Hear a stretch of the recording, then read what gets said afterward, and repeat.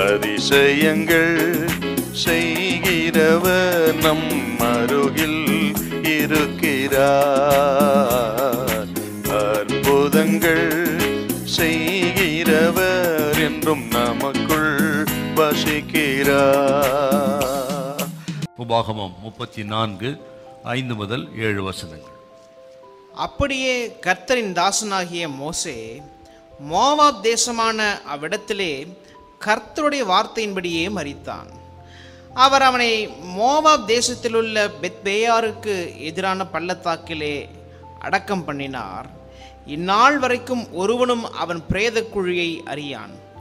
மோசே மரிக்கிற போது 120 வயதாயிருந்தான். அவன் கண் இருளடையவும் இல்லை, அவன் பலன் குறையவும் இல்லை. இஸ்ரவேல் ஜனத்தை எகிப்து தேசத்திலிருந்து கானான் தேசத்துக்கு வழிநடத்தின மிகப்பெரிய ஒரு தலைவன் மோசே.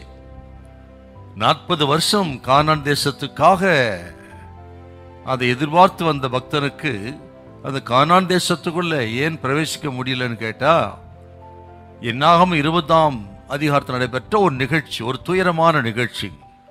ஜனங்களுக்கு தண்ணீர் இல்லை, முறுமுறுத்தார்கள். இப்பொழுது கர்த்தர் சொல்லுகிறார், மோசே நீயும் ஆரோனும் கோலை எடுத்துக்கொண்டு போய் அந்த கன்மலை பார்த்து பேசுங்கள் என்று சொல்ல, இந்த ஜனங்கள் தொடர்ந்து முறுமுறுத்ததுனால கோபப்பட்டு கலகக்காரரே என்று சொல்லி அந்த கன்மலை பார்த்து பேசுவதற்கு பதில் 2 விசை அந்த கோலினால் அடித்தார். தண்ணீர் வந்தது, ஜனங்களின் தாகம் தீர்ந்தது.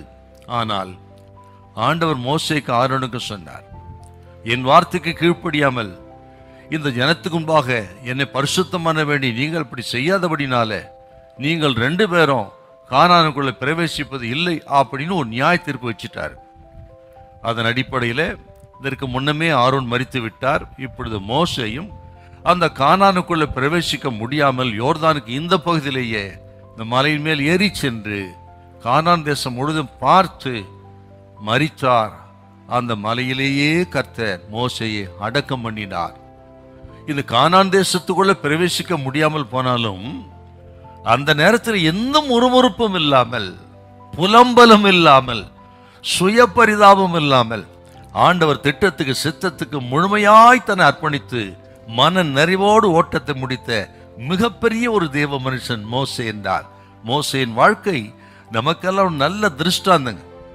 இது கேட்கிற தேவ பிள்ளைகளே, உங்கள் வாழ்க்கையில சில காரியங்கள் நடக்காமல் போனதுனால முறுமுறுத்து சுய பரிதாபத்தோடு கூட ஒருவேளை ஜபத்தெல்லாம் கூட நிறுத்திருக்கலாம். நீங்க ஆண்டவர் நம்மோடு பேசுறான்னு விசுவாசித்து எந்த நிலைமையிலும் மனரம்மியம் இருக்க கற்றுக்கொள்ளுங்கள். கர்த்தருடைய வார்த்தை கடைசி வரையிலும் கீழ்ப்படியணும்.